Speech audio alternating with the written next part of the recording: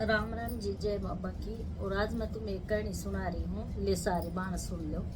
और ये है लक्ष्मी की और कुलक्ष्मी की कहानी है।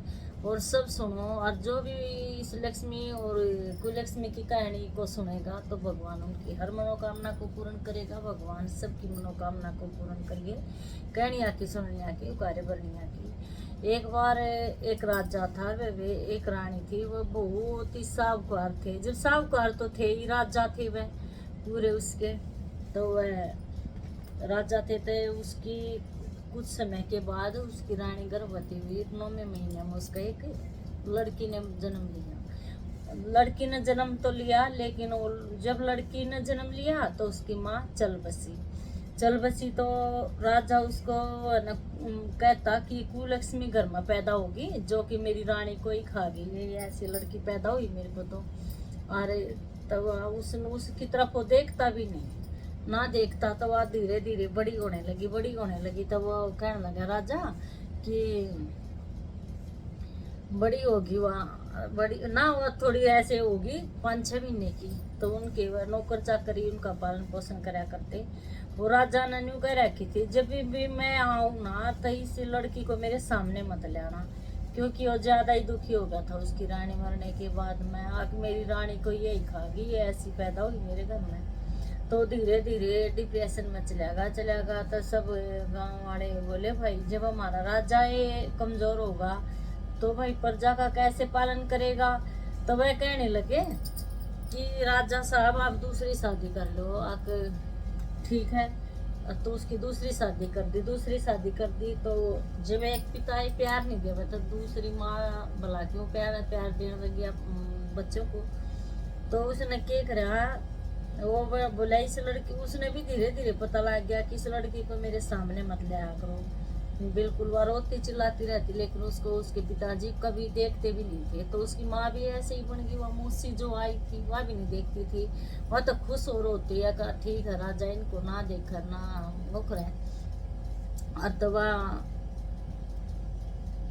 अपना धीरे धीरे बड़ी होगी बेचारी। तो वह क्या करते, उस कुलक्ष्मी पे जिसकी माँ मर गई थी उस पर सारे घर का काम करवाते, सारा वो करवाते। और लक्ष्मी को अपनी बेटी की तरह रखते, मतलब उससे पूरे काम नहीं करवा जा रहा था।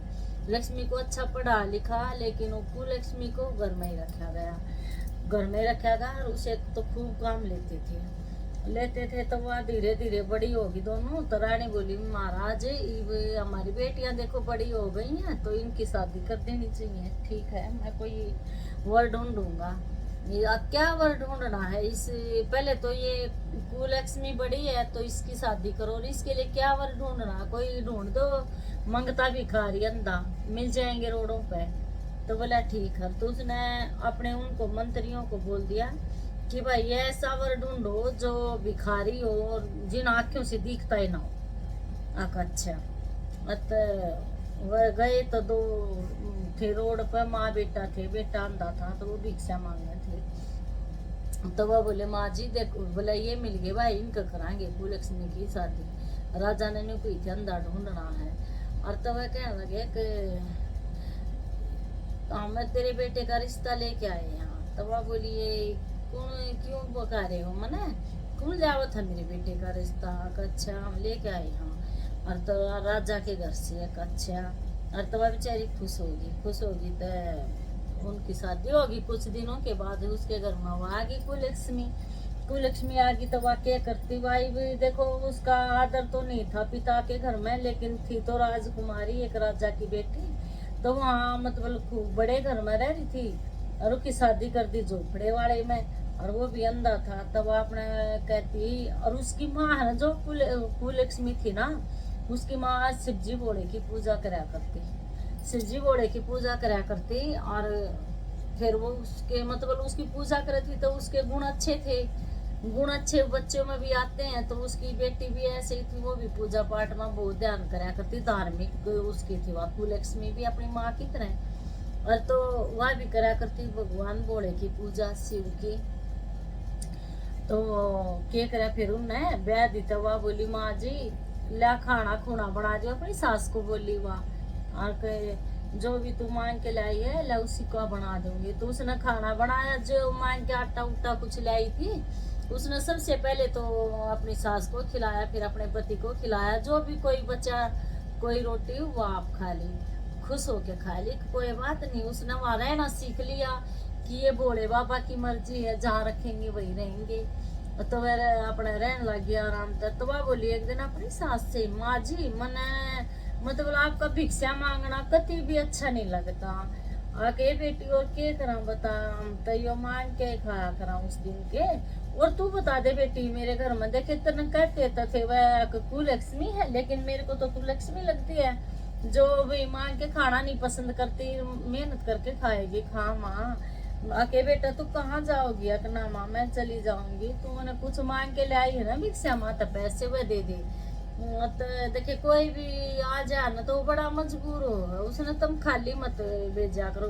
चाहे तुम 1 रुपया दे दो, एक 1 रुपया भी सारी कितने लोग हमें देंगे तो उनका गुजारा हो जाएगा। और तो वह बोली माँ जी 10 लोग तो आपको भगा देते हैं, और कोई कोई होता है जो वही सोचते हैं किसकी मजबूरी है मांग रही है तो वो देते हैं। माँ मने ये अच्छा नहीं लगा बिल्कुल भी। और ला मैं इन पैसों से, बारिश के दिन था, मौसम थे गर्मी के, और पैसे लेके मैं इनके कुछ खरबूजे ले आऊंगी, तरबूज, क्योंकि इसी का मौसम है तो सभी खाना पसंद करेंगे। और तुम रह घर में माँ मैं ले आऊंगी। तो बोली बेटा तू नहीं नहीं है, कोई बात नहीं माँ, मैं कोई बात नहीं, मैं आप कर दूंगी। तो वह चली जावे है तो वह खरबूजे तरबूज ले आई। तो वह बोली ला माँ मैं नहीं भी बेच हो रहा हूँ, वहाँ के ले बेटी तो क्यों कर जाएगी लो या मैं के माँ मैं बेच आऊंगी। ये बेचारी काम तो अपने बाप के घर में भी करती थी, क्योंकि उससे बहुत काम करवाया जा रहा था। तो अब एक नदी का किनारा जाके ना बैठ गई कि कोई भी स्नान करना होगा तो खरबूजे तो लेगा।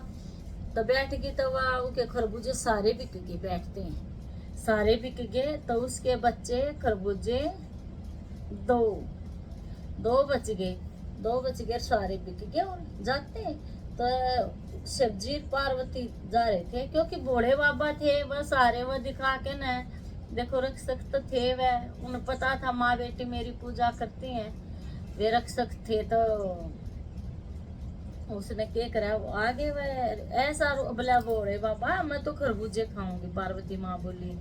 तो भोले बाबा बोले तू पहले तो कह रही थी मेरे को पृथ्वी लोक पर ले चल मैं घूमूंगी, मैं तेरे को घुमाने के लिए ले आया हूँ, तो अब कह रही मैं खरबूजे खाऊंगी बैठूंगी।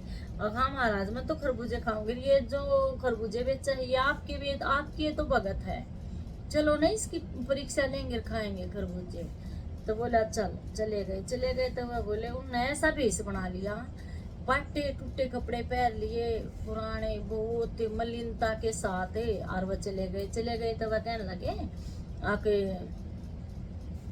हमें बेटा बहुत भूख लग रही है और तू हमें कुछ खाने के लिए दे दे। तो माँ बोली ठीक है माँ जी। अरे पिताजी आप बैठ जाओ, देखिए आपने मेरे को बेटी कहा तो मुझे बेटी कहना बहुत अच्छा लगा, क्योंकि मेरी तो माँ भी नहीं है बेटी कहने वाली, और मेरे को तो कोई बेटी कहता ही नहीं था, सभी कुलक्ष्मी कह के पुकारा करते और कोई भी मुझे प्यार नहीं करा था। तो माँ आपने मेरे को बेटी कहा मैंने बहुत अच्छा लगा। और तो वहाँ पानी ले रही थी वहाँ बेचारी, पहले तो बोली ले तुम पानी पियो, उनने पानी पिलाया, फिर उन दोनों हाथ एक एक खरबूजा खिलाया। और तो उस ठंडी ठंडी हवा चल रही थी। तो वह पार्वती माँ बोली बेटा मेरे को तो है ना नींद आ रही है।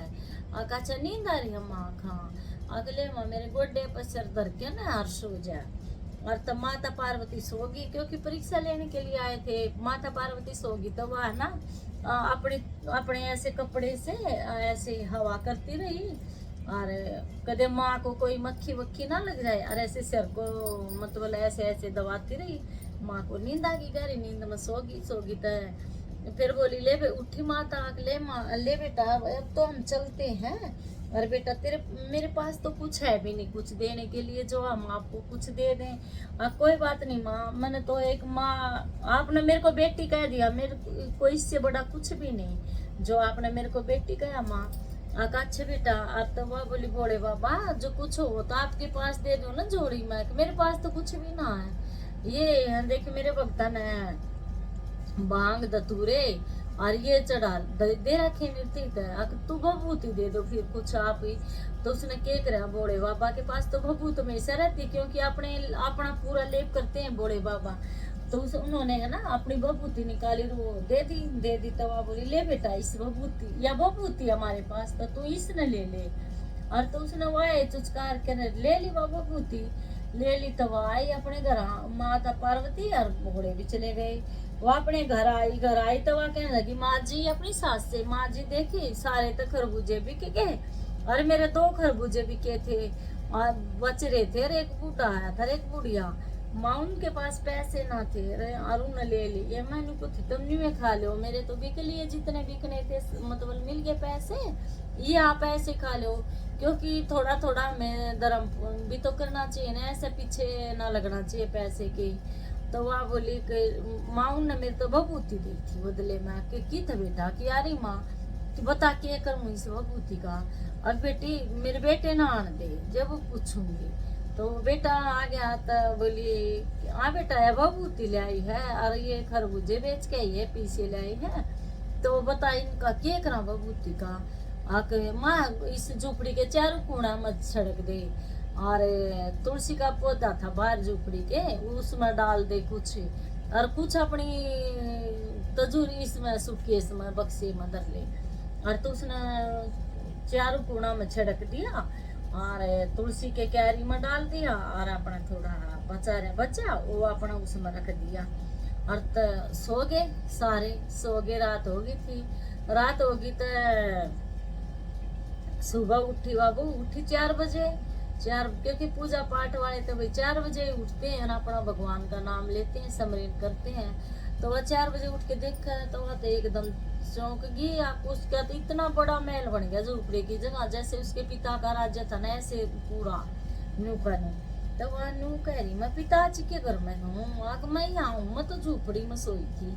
तो उसने धीरे धीरे धीरे अपना सोच विचार किया कि वो न वो वही जो बाबा माँ थे वह मेरे शिव पार्वती पाओगे।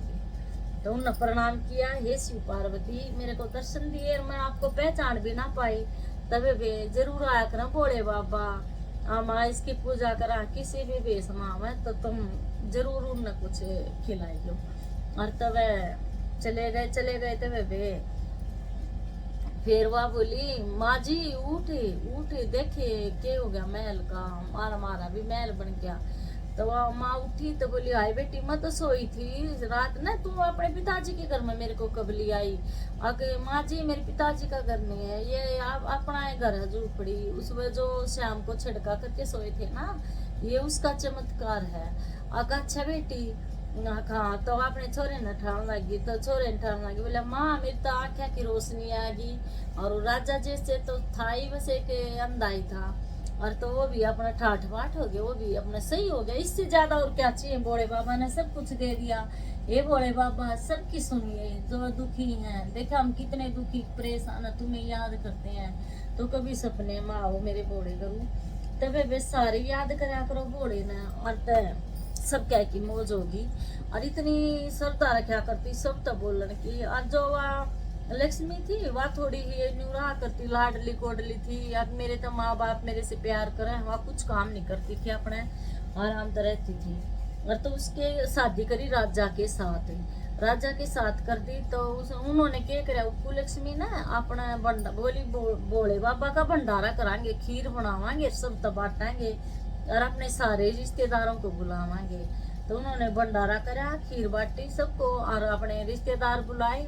तो उसके वह जो बहन थी वह बोली लक्ष्मी थी, वहाँ आई तू झोपड़ी में भी आई थी, पिताजी ने तेरी यो महल कितने लाई तू, आगे मैं खीरे खरबूजे बेचन गई थी, और मेरे को भोले बाबा और माता पार्वती आए थे, और वो भूत दे के गए थे, मैंने बात सारे घर में छिड़की थी, और जब वो ये थे हो गया था मेरा सब कुछ। अच्छा मैं अपने हट करने लगी अपने आदमी से, मैं तो वैसे भी राजा का शादी करा के कि मैं भी जाऊंगी और खीरे वह बेचूंगी, और तू क्या करेगी, देखिए तो बेचारी गरीब थी, और जो उसमें बेचा तू जावे है लालच में, ऐसे लालच नहीं करते, तेरा तो जन्म सी हो गया अपनी बहन के लिए, जा इसलिए जा रही है ना, मैं तो जाऊंगी, मैं नहीं ना।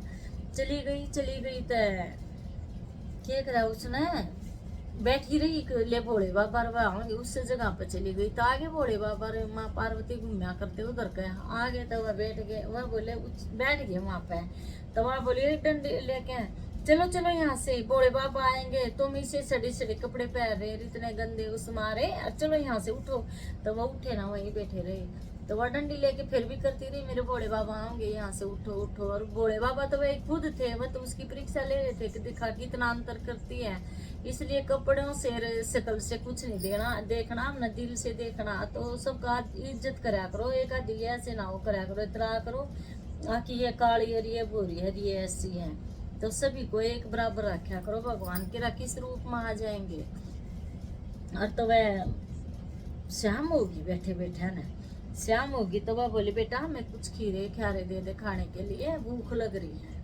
आपको कुछ ना मिलता तुमने खाने के लिए चल यहाँ से उठो और भागो मेरी तो माता पार्वती शिव जी भी ना आई थारी उस टाइम और ना उसके खीरे बिके ना खीरे बिके तो वो बोले दे दे बेटा उन बोले बाबा न तो लेने थे तो उन कई बार बार कहा तो उसने दे दिए खरबूजे तुमने खा लिए तो बोली ले हमारे पास है बबूत है या ले ले हाँ माँ मैंने तो इस बबूत ही लेना आई थी मैं बहुत बढ़िया करे आपने यहाँ दे दी मेरे तय तो वह चली गई उन्हें भी सारे घर में छिड़की झूपड़ी अपना हो गया और तो उसकी जो महल था राजा जैसा वो झूपड़ी बन गया और सब क्या है को मतलब उसी होगी बहुत कंगालन वहाँ यो के करा फिर अपनी बहन में कोसने लगी गाली देने लगी तो उसका राजा बोला देखो रानी मैंने आपको लक्ष्मी मना किया था कि आप मत जाओ आपकी बहन तो गरीब थी एक तो गरीब फिर ऊपर से वो मतलब वही दिल की साफ थी बोड़ेपन में थी